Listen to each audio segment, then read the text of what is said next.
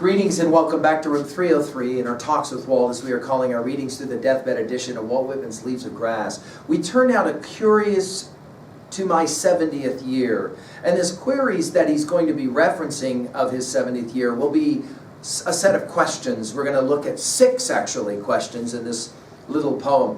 What is it like to grow old? And this is going to be the question. This, by the way, is poem number 10 of the 58 of Sands at 70.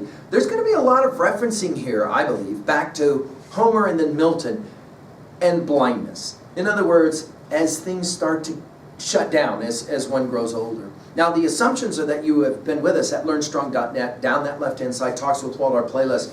Everything from the very beginning with inscriptions to an introductory set of comments to 70, and finally, we just finished with Canary Bird. Now, our Nortons will tell us, interestingly, this poem was first published in the New York Herald May 2nd of 1880. Again, Whitman publishing quite a bit in these later years in the New York Herald. We've got a version of this called the Feinberg version, which includes actually 3 lines not printed. And they go like this, quote, "Steep me in immobility. As we grow old, we narrow on ourselves, concentrating. Something to us unspeakably pensive in our own age, our sorrows."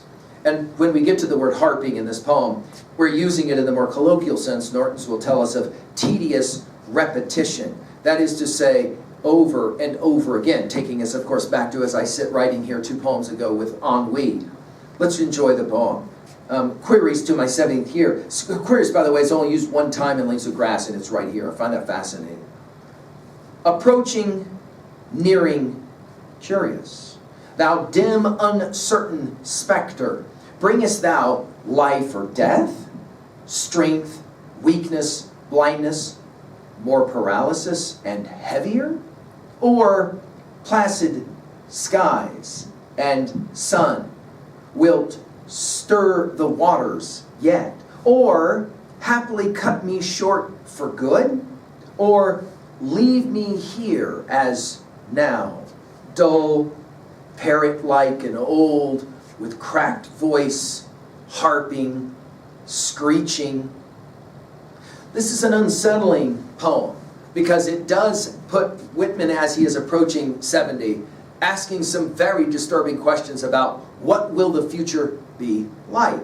Notice he'll begin by approaching and nearing, and then he uses the word curious, which takes us back to Song of Myself, passage 4, curious about what will come next. When he's younger, he's curious, and now he says, I am actually kind of curious to know what this will look like. Now, of course, this poem is just written really a matter of a number of months before he will expire. So he already has this sense that something is coming. Notice he'll call it dim, he'll call it an uncertain specter. Of course, we're familiar with the use of that word specter in Leaves of Grass. We've seen it a number of times. He asks, are you going to bring me life, or are you going to bring me death? That's his first question. Are you going to bring me strength or weakness? Are you going to bring me blindness? By the way, blindness only gets used in Leaves of Grass right here. That's amazing. More paralysis. He'll use this word one other time in Leaves of Grass, and it'll be in the preface to the second annex. And heavier. In other words, this amazing man of action after a stroke of 72 and on to 73. He never is able to really recover. He's never the active man that he was before. And notice the use of the word heavier being, right? Or, am I going to get some placid skies and sun? Placid will take us back, you'll remember the Song of Myself 32 when he talks about the animals being placid. Will, he says, this experience of growing old stir the waters yet? In other words, the inspiration. Maybe I've got some of my best writing still ahead of me, he's hoping.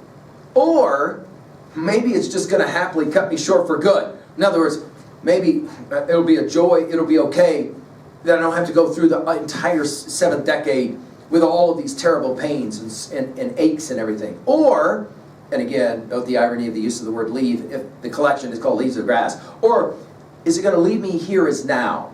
And what is now? Well, I'm dull. We're familiar with his use of that word. Parrot-like is fascinating, because we haven't heard this before. And old, with cracked voice. When we get to America here in a little bit, we're going to have the only recording of Whitman reading one of his poems, or who we think is Whitman. And when we hear his voice, we're going to ask, is it a cracked voice? It's not as strong, in other words. Harping, as we've already said, this idea of the tedious repetition. And then screeching, it's almost like an owl or a bird, a night bird screeching in the end. What's it going to be like to grow old? Well, I think at 2A, I think the simple message here is that growing old is hard. And we need to accept that. We need to embrace that. I mean, we as young, of course, students, have maybe difficulty imagining what it's going to be like to be old. And of course, as Yeats says in Sailing to Byzantium, that is no country for old men. Well, who's it for? Well, you, the young, in one another's arms, birds in the trees, those dying generations at their song. Later in the poem, he'll say, an aged man is but a paltry thing. Here, obviously, we're witnessing what paltry, not only what it looks like, and this is why I love this poem at 2B, the questions allow for a certain kind of intimacy in this poem that's fascinating to me. At 3A, I've mentioned Homer, I've mentioned Milton, and the idea of the blindness that will come on, maybe mythic for Homer. Certainly it happened with Milton. We talked about it at learnstrong.net when we did our Paradise Lost lectures. The idea that, oh no, it's getting heavier and heavier, the dread of what's happening. Maybe happily I will be able to, leave and I won't have to deal with this anymore. Finally, at 3B, as a young reader, how do you deal with this set of lines? Well, I could ask you this. What do you fear most about growing old? Do you fear the physical deterioration, the mental deterioration, the spiritual, psychological deterioration? I mean, what do you think it'll be? And to what degree is reading Leaves of Grass, especially these annex poems of one, a good way to prep for that experience? Thank you.